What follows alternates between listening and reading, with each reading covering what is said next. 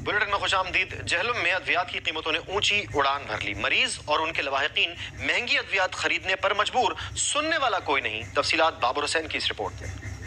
جہلم میں اس وقت کئی میڈیکل سٹوروں پہ جان بچانے والی ادویات ناپید ہیں۔ بخار کی ادویات اور خصوصاً سانس کی تکلیف کے مریضوں کے لیے جو ادویات ہیں وہ مارکیٹ میں ناپید ہیں، اور اس کے ساتھ ادویات کی قیمتوں میں بھی اضافہ ہو چکا ہے، جس کی وجہ سے شہری کو شدید پریشانی کا سامنا کرنا پڑ رہا ہے۔ پرائسز جو بڑی ہیں، کافی سارے میڈیسنز ایسی ہیں جن کی پرائسز جو ہیں وہ 50 روپے ڈبی کے اوپر بڑھ گئی ہیں۔ میدے کی دوائیاں تھی کچھ، وہ کافی پچھلے دنوں میں تو بالکل مل ہی نہیں رہی تھی، اب مل رہی ہے، وہ 10-20 روپے اس کے زیادہ ہو گئے، وہ مارکیٹ میں آئی ہے۔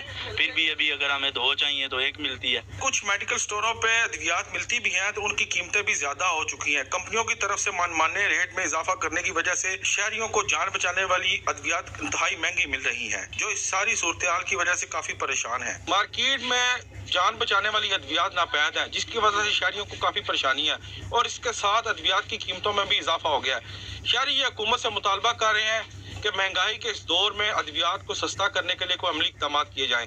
کیمرہ مین حسنین علی کے ساتھ بابر حسین، بیورو چیف سچ نیوز، جہلم۔